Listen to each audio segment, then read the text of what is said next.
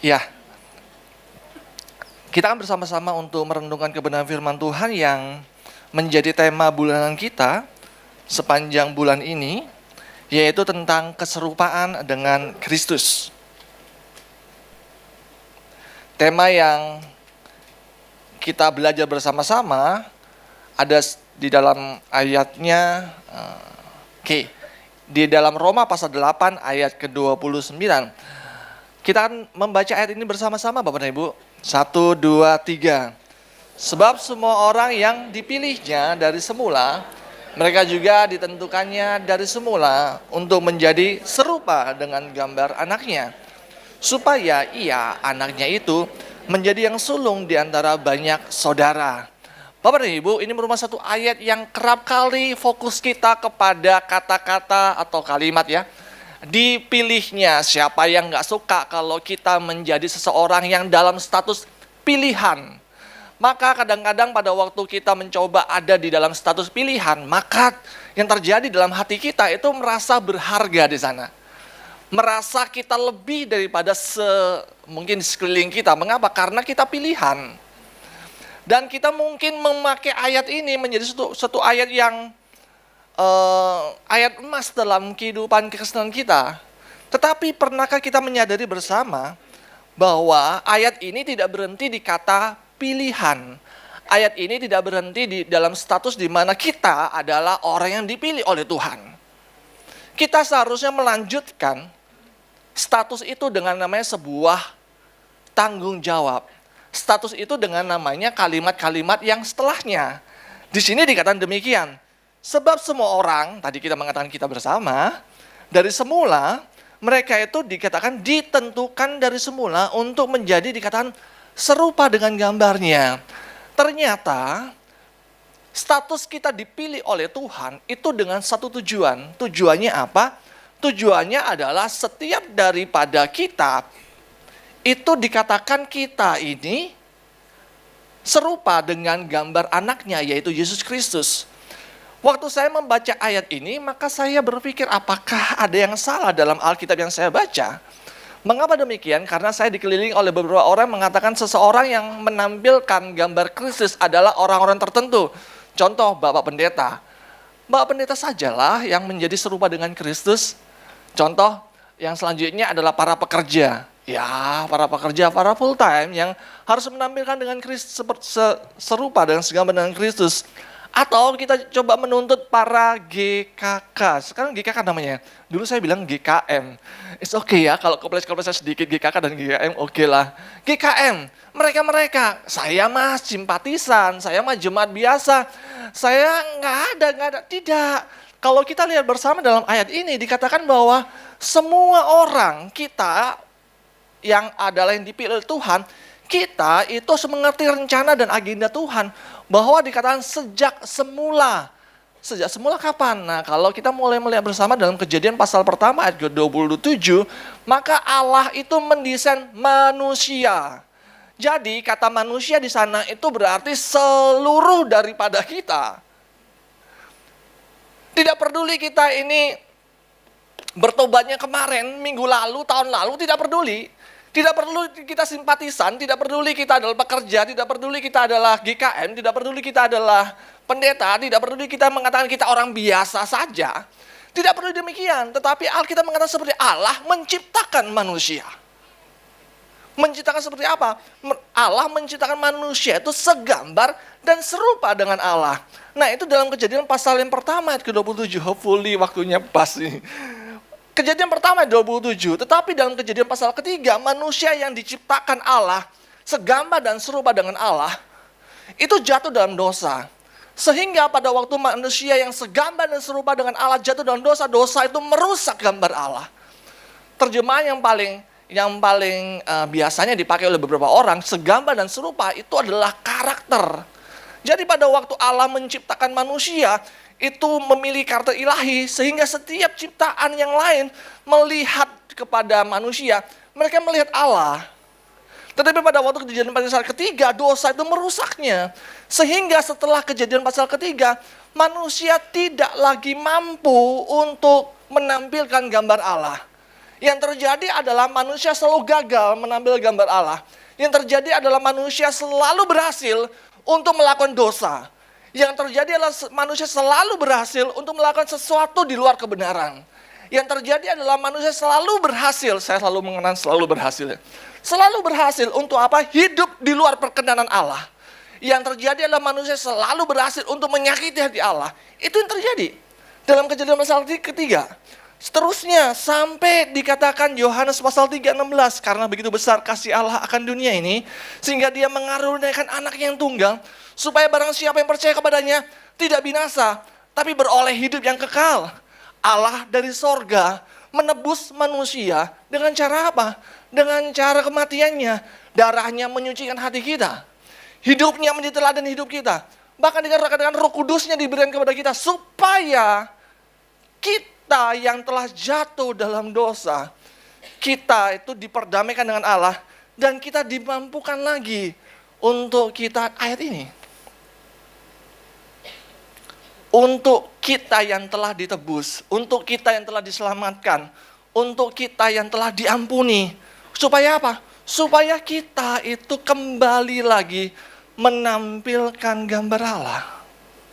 Oleh karena itu dikatakan dari semula, dari kapan Pak? Ya tadi dari Kejadian pasal pertama. Kita diciptakan, didesain untuk kita menampilkan karakter Allah. Jadi kesimpulan bahwa yang menampilkan karakter Allah adalah sekelompok orang, segelintir orang dalam gereja, itu salah. Rencana kekal Tuhan itu adalah setiap daripada kita yang pegang mic dan yang sedang melihat saya, Bapak dan Ibu semuanya, itu adalah menampilkan gambar Allah. Sekarang menjadi pertanyaan bagaimana caranya? Nah, Bapak dan Ibu, kalau kita melihat bersama ayat ini, maka ini menjadi sebuah tujuan utama setiap daripada kita. Setelah kita ditebus, lalu ngapain? Setelah kita tebus adalah kita harus berjalan. Kita harus melatih pikiran kita untuk mengerti bahwa Allah memiliki kerinduan. Allah memiliki tujuan. Kita semuanya dibentuk. Kita semuanya itu diproses guna menampilkan satu saja. Menampilkan apa itu? Keserupaan dengan anaknya. Nah, barulah kita bergerak pada ayat yang sebelumnya. Mengapa? Karena di ayat ini karena sebab itu. Kalau kita menggunakan bahasa, maka sebab itu berarti ada sebab akibat. Berarti ada ayat yang sebelumnya. Ya, ayat yang sebelumnya adalah di Roma 8 ayat ke-28. Ini merupakan satu ayat emas juga dari beberapa orang yang saya kenal. Dikatakan seperti ini, kita tahu sekarang bahwa Allah turut bekerja, dikatakan dalam segala sesuatu untuk mendatangkan kebaikan. Terjemahan lain mengatakan keuntungan, benefit. Bagi mereka yang mengasihi Dia, yakni bagi mereka yang terpanggil sesuai dengan rencana Allah. Ini merupakan ayat sebelumnya, Bapak dan Ibu. Di ayat ke-29 Allah membeberkan rencananya. Kita semua dipilihnya untuk kita boleh dalam prosesnya kita menampilkan keserupaan dengan Kristus. Bagaimana caranya? Kita harus tahu bagaimana cara Allah memproses hidup kita. Ternyata cara Allah adalah di ayat ke-28. Dikatakan bahwa Allah akan memakai segala sesuatu. Segala sesuatu itu bisa traffic light pada waktu kita kesini. Kok nggak hijau-hijau lampunya ya? Oh, saya mau ibadah, ganggu damai sejahtera saya. Aduh, istri saya lama sekali mandinya, kan kita mau ibadah. Ini pagar kemana kuncinya ya? Kan saya mau ibadah. Allah akan memakai segala sesuatu. Kuncinya hilang, istri mandinya kelamaan, suaminya yang handphonenya nggak tahu kemana, lampu merah yang sepertinya kok hilang hijaunya, cuma merah aja lampu stop. Allah akan memakai segala sesuatu. Oleh karena itu Bapak dan Ibu, ayat ini dimulai dengan kata kita tahu sekarang. Kita harus melatih kehidupan kita untuk kita boleh peka bahwa Allah itu memakai segala sesuatu. Gambar di belakang saya adalah mikroskop. Alat ini adalah alat yang digunakan untuk kita dapat melihat. Kita dibantu untuk melihat benda-benda kecil, mikroorganisme yang nggak bisa kelihatan dengan mata telanjang kita. Mungkin kita mengatakan bakteri tidak ada, kuman tidak ada. Sebentar, jangan kita menyimpulkan segala sesuatunya dulu kalau kita tidak menggunakan alat bantu. Pada waktu kita menggunakan alat bantu ini, maka kita bisa tahu hal-hal yang tadi saya sebutkan itu ada. Pada waktu kita mencoba menggunakan alat bantu yang kita pelajari pada hari ini, maka kita akan tahu bahwa Allah itu turut bekerja. Terkadang tidak dapat kita selami kejadian-kejadian yang mungkin itu merugikan, dan beberapa orang mengatakan, puji nama Tuhan, Tuhan baik loh. Dalam situasi seperti ini kamu masih mengatakan puji nama Tuhan. Ada beberapa orang yang dimampukan untuk melihat ada tangan Tuhan. Tangan Tuhan sedang merendah suatu karya yang agung. Ada beberapa orang yang mereka mengerti bersama bahwa kejadian-kejadian ini ada tangan Tuhan di sana.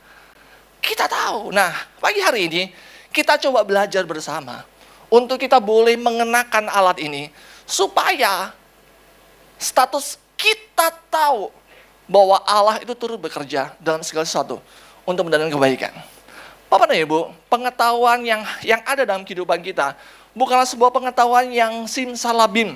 Hari ini kita minta, hari ini ada. Pengetahuan ini adalah pengetahuan yang masuk dalam kategori proses dasar. Apa saja? Dua hal ini. Pak, gimana sih Pak? Dua hal ini merupakan satu hal yang biasa. Dua hal ini adalah satu hal yang mungkin bagi kita mengatakan, saya sudah melakukannya berulang-ulang dalam kehidupan saya. Jadi kita coba belajar bersama dua hal ini ya. Yang pertama adalah untuk kita dapat mengetahui bahwa Allah itu turut bekerja dalam segala sesuatu. Mau tidak mau kita harus, dikatakan yang pertama adalah membaca dan merenungkan firman. Nah, Bapak dan Ibu, membaca firman dan merenungkan Allah. Apabila kita cermati dalam sejarah gereja, maka membaca firman itu merupakan 5 dasar disiplin.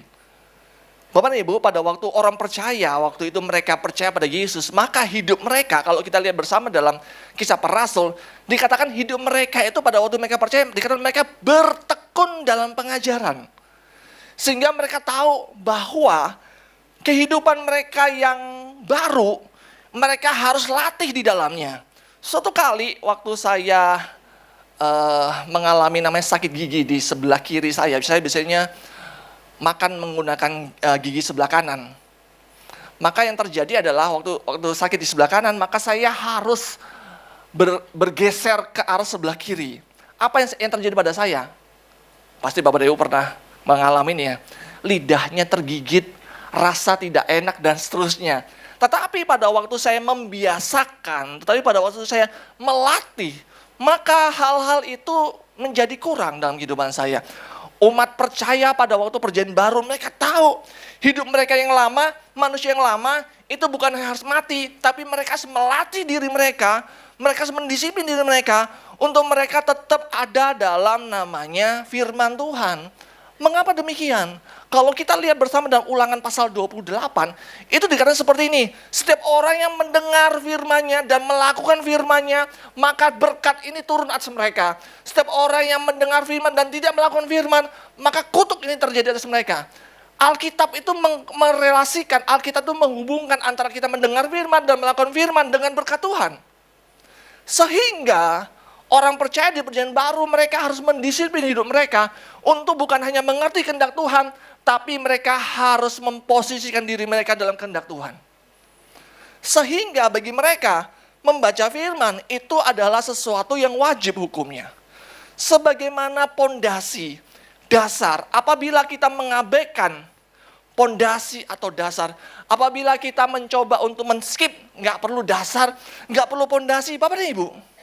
Kalau kita membangun rumah dan kita tidak memperhatikan, apalagi kita nggak usah pakai pondasi, apa yang terjadi nantinya? Kita sudah bangun mungkin dindingnya dengan batu bata yang paling terbaik mungkin, semen yang terbaik mungkin, cat yang terbaik mungkin, kita pasang dengan namanya perabot yang termahal mungkin.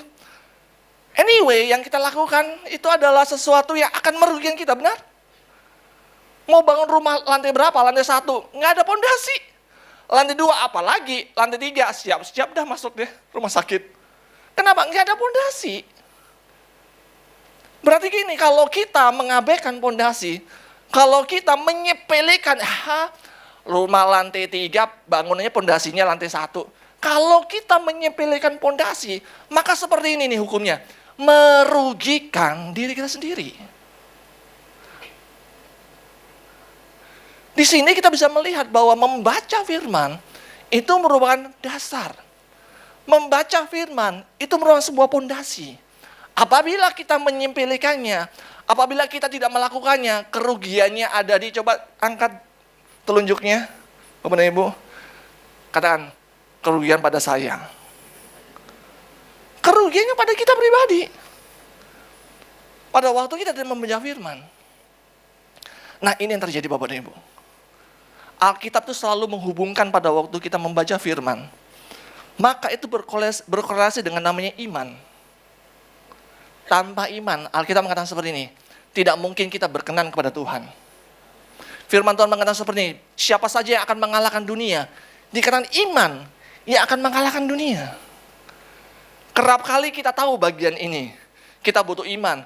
Lalu kita salah untuk kita dapat mencapai iman itu. Dengan cara apa? Datang ke beribadah itu baik.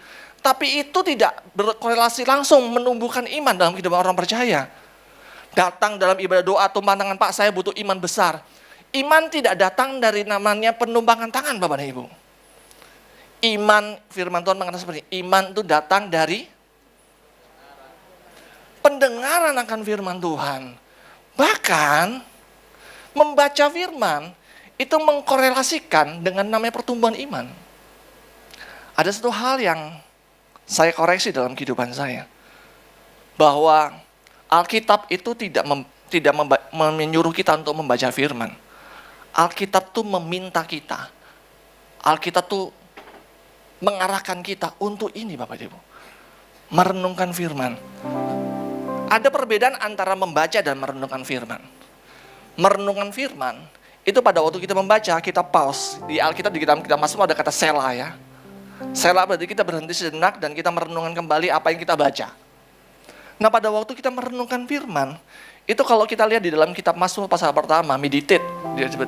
Kata meditate itu berkaitan dengan seperti ini Bapak dan Ibu. Seperti seekor sapi yang waktu dia memakan makanannya, dia beristirahat dan dia keluarkan makanannya itu, dan dia telan lagi makanannya. Dia kunyah lagi, dia cerna lagi. Ada kerap kali yang perlu kita perbaiki, Pak saya sudah membaca firman, itu baik. Tetapi yang perlu kita perbaiki bersama adalah seperti ini. Apakah kita melatih diri kita untuk merenungkan firman? Membaca dan merenungkan itu berbeda. Membaca itu kita cuma bisa sambil lalu, 11:09 itu adalah membaca. Tapi pada waktu kita merenungkan firman, kenapa waktu itu 11:04, 11:03, kenapa Alkitab ini berkata pada ini ya, Tuhan mau apa dalam kehidupan saya? Di tengah-tengah hidup yang selalu mengatakan kita harus bergerak cepat, ada waktunya kita harus hentikan hidup kita untuk kita retreat. Retreat berarti kan kita menarik diri untuk kita izinkan Tuhan itu berbicara dalam kehidupan kita. Pada waktu kita izinkan untuk Tuhan berbicara dalam kehidupan kita, ada kalanya di saat-saat teduh kita, Tuhan tuh berbicara melalui hal-hal yang sulit. Tuhan tuh bekerja di sana. Roma pasal 8 ayat 28 dikatakan, aku tahu sekarang. Dari manakah pengetahuan itu? Dari kita membaca firman. Firman yang tertulis. Udahlah, jangan pusing dengan firman yang didengar. Kita harus disiplin dengan firman yang tertulis. Bagi saya, ada orang mengatakan pada saya dengar firman. Kamu baca firman yang tertulis enggak? Enggak, saya enggak percaya. Firman yang tertulis aja dia tidak mau baca, apalagi firman yang diucapkan. Oleh karena itu, marilah kita bersama-sama pada pagi hari membangun komitmen yang baru. Untuk apa? Kita merenungkan firman. Ada sebuah pujiannya. Di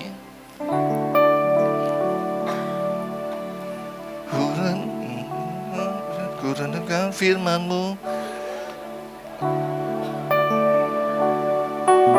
Siang dan malam ku pegang perintah-Mu dan ku lakukan. Amin. Engkau tahu ya Tuhan, tujuan hanyalah untuk menyenangkan. Sekali lagi lagu ini. Ku renungkan firman, ku pegang perintah-Mu dan ku lakukan.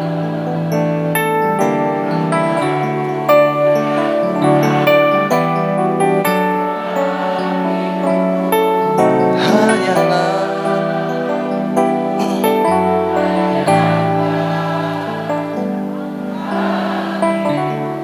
Bapak dan Ibu, berkat itu kadang-kadang ada rumusnya ya. Berhasil ada rumusnya. Tetapi yang nggak ada rumusnya dalam kehidupan kita itu adalah keberuntungan. Beruntung tuh nggak ada rumusnya. Ternyata Alkitab itu memberikan hal itu. Alkitab mengatakan seperti ini, apabila engkau merenungkan firman-Nya, hati-hati, dan engkau merenungkan firman dan melakukannya, maka Alkitab mengatakan seperti ini, perjalananmu akan bukan berhasil dan beruntung. Itu luar biasa. Ada kalanya kita menikmati namanya kemurahan Tuhan yang kita bilang kita nggak layak menikmati. Kok bisa? Tetapi itu dilakukan oleh Tuhan. Oleh karena apa? Oleh karena itu ku renungkan firman-Mu siang dan malam, ku pegang perintah-Mu dan ku lakukan. Baru Engkau tahu ya Tuhan, tujuan hidupku hanyalah untuk ya, pada waktu kita membaca firman, kita tahu firman Tuhan, kita tahu kehendak Tuhan, maka hidup kita inline dengan namanya rencana Tuhan. Pada waktu kita inline dengan rencana Tuhan, kita akan menikmati Tuhan dalam kehidupan kita. Jadi menikmati Tuhan dalam kehidupan manusia itu bukan hak daripada orang tertentu, tidak. Tapi setiap daripada kita yang menjadi anaknya, kita menikmati Tuhan dalam kehidupan kita. Sehingga hari Minggu pujian kita pujian yang genuine. Pujian kita yang asli, pujian kita nggak ikut-ikutan dari WL. Tuhan kau baik, kenapa engkau mengatakan Tuhan baik? Satu minggu saya merasakan kebaikan Tuhan. Tuhan kau dahsyat, kenapa engkau katakan Tuhan itu dahsyat? Satu minggu ini saya merasakan kedahsyatan Tuhan. Tuhan kau penyembuhku, kenapa engkau mengatakan penyembuhku? Karena gini loh, satu minggu ini aku bergumul dengan Tuhan. Dokter mengatakan ini virus, apa saya tidak tahu. Tetapi sepertinya ini sepertinya. Kenapa sel darah merah saya merosot seperti itu? Tetapi mengalami Tuhan, sehingga pada waktu kita hadir di ibadah hari Minggu, wow, penyembahan kita adalah penyembahan yang berasal dari pengalaman yang hidup bersama dengan Tuhan. Itulah ibadah. Ibadah gak ngikuti dari orang depan, WL bukan. Ibadah adalah ucapan syukur kita kepada Tuhan yang mana kita mengalami perjumpaan itu dengan Tuhan. Ya, yang kedua adalah di sini Bapak dan Ibu, bersekutu dengan Roh Kudus. Ini merupakan satu hal yang basic ya. Tetapi coba kita lihat bersama bahwa Allah merindukan untuk setiap daripada kita ini hidup bersama atau berjalan dengan Tuhan. Nah, kalau kita amati bersama Bapak dan Ibu, pada waktu para murid itu berjalan dengan Tuhan, yang saya dapati adalah mereka seperti ini. Mereka tetap mengalami kekurangan. Bapak sesat Pak, kalau kita berjalan dengan Tuhan tidak akan mengalami kekurangan. Enggak, pada waktu mereka berjalan dengan Tuhan, itu ada 5.000 orang lebih, mereka kelaparan.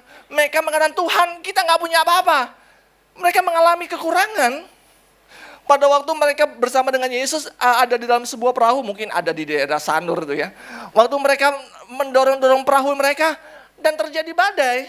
Ternyata perjalanan dengan Yesus itu akan menghadapi namanya hal-hal seperti ini.